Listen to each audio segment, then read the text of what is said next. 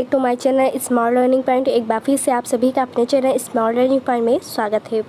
देखिए, आज का टॉपिक है आपका मूल अधिकार से संबंधित प्रश्न, और इसी मूल अधिकार से जितने भी क्वेश्चन बन सकते हैं और बनने वाले हैं जो कि एग्ज़ाम में आ चुके हैं, वो सारे क्वेश्चन आपको आज इस सेट नंबर 1 में कंप्लीट कराएंगे। जैसा कि हमारे व्यूअर्स जानते हैं कि मैं इस समय संविधान के जितने भी टॉपिक हैं उस टॉपिक से किस तरीके से क्वेश्चन आ चुके हैं, सारे आपको topic wise line to line set wise provide करा रहे हैं। तो आज का टॉपिक है मूल अधिकार और आपका है सेट नंबर 1। तो देखेंगे मूल अधिकार से किस तरीके से क्वेश्चन आज तक पूछे गए हैं। अगर आप भी कंपटीशन की तैयारी कर रहे हैं तो आपके लिए यह वीडियो बहुत ही हेल्पफुल होता है। देखिए, मूल अधिकार जो है वो संविधान के किस भाग में वर्णित है? ऑप्शन ए है, ऑप्शन बी है, तो भाग 3 में। तो मौलिक जो अधिकार है संविधान के किस भाग में वर्णित है? भाग 3 में वर्णित है। नेक्स्ट क्वेश्चन है कि भारत के संविधान का जो भाग 3 है वो संबंधित, जैसा कि मैंने भी ऊपर बताया है, आपका ए है, बी है, सी है, मूल अधिकारों से। नेक्स्ट है मूल अधिकारों को सर्वप्रथम किस देश में संवैधानिक मान्यता प्रदान की गई? भारत, संयुक्त राज्य अमेरिका। तो मूल अधिकारों को सर्वप्रथम किस देश में संवैधानिक मान्यता प्रदान की गई है? संयुक्त राज्य अमेरिका में। नेक्स्ट क्वेश्चन है भारतीय नागरिकों के मौलिक अधिकारों का जो वर्णन है वो संविधान के अनुच्छेद 12 से 35 तक है। तो क्या भारतीय नागरिकों के मूल अधिकारों की जो वर्णन है वो 12 से 35 तक है, अनुच्छेद 12 से 35, जो कि काफ़ी बार एग्जाम में पूछे गए हैं ये क्वेश्चन। डॉक्टर भीमराव अंबेडकर ने भारतीय संविधान के किस भाग को सर्वाधिक अलौकिक भाग कहा है? भाग 1, 2, 3। तो डॉक्टर भीमराव अंबेडकर ने संविधान के किस भाग को सर्वाधिक अलौकिक भाग कहा है? भाग 3 को कहा है। नेक्स्ट क्वेश्चन है मूल अधिकार जो है मूल कहलाते हैं क्योंकि वह न्यायालयों द्वारा परिवर्तनीय है, संयुक्त राष्ट्र मानवाधिकार घोषणा पत्र के अनुरूप है, सरलता से संशोधित नहीं है, मानव की प्राकृतिक और अप्रतिदेय अधिकार हैं। तो आपका डी ऑप्शन राइट हो जाएगा। नेक्स्ट है भारतीय संविधान के भाग 3 में कुल कितने अनुच्छेदों में कुल मूल अधिकारों का वर्णन है? ऑप्शन 21, 22, 23, 24। तो भारतीय संविधान के भाग 3 में कुल कितने अनुच्छेदों में मूल अधिकारों का वर्णन है? 24 में। ठीक है। नेक्स्ट क्वेश्चन है भारतीय संविधान द्वारा भारतीय नागरिकों को कुल कितने मौलिक अधिकार प्रदान किए गए? 6, 7, 4, 5। तो इस तरीके से आपका 7 है, जो कि आपका संपत्ति का अधिकार हट चुका है। तो इसी तरीके से आप देख सकते हैं।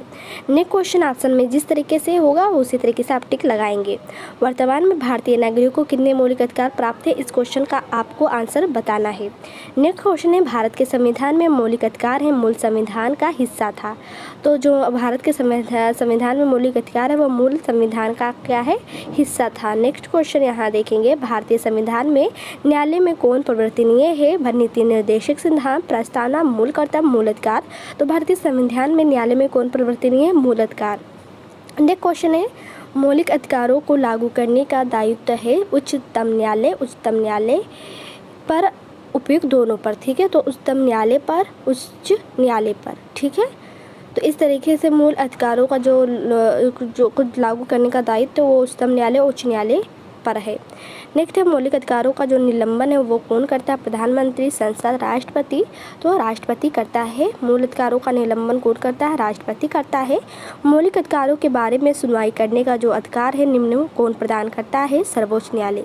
तो मौलिक अधिकारों के बारे में जो सुनवाई करने का अधिकार निम्न कौन प्रदान करता है? सर्वोच्च न्यायालय।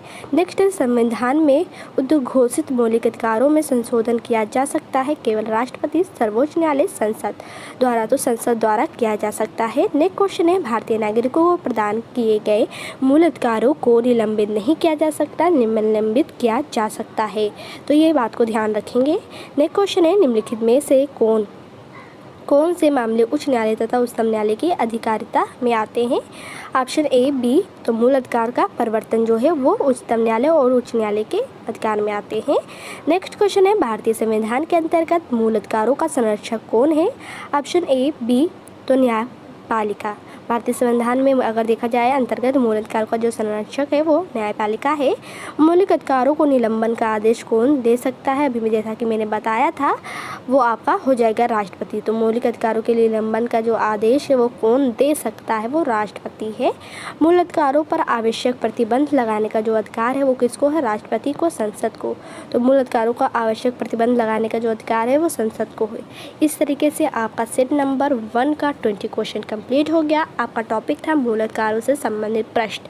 तो ये आपका सेट था। नेक्स्ट वीडियो में मिलेंगे सेट नंबर 2 के साथ। अगर अभी तक चैनल को सब्सक्राइब नहीं किया तो सब्सक्राइब कर लें, साथ में बेल आइकन को प्रेस करें। इस वीडियो को लाइक नहीं किया तो वो लाइक करें, शेयर करना ना भूलें। तब तक के लिए दे मुझे इजाज़त। नेक्स्ट वीडियो में मिलेंगे सेट नंबर 2 के साथ। तब तक के लिए इतना ही। Thank for watching this video.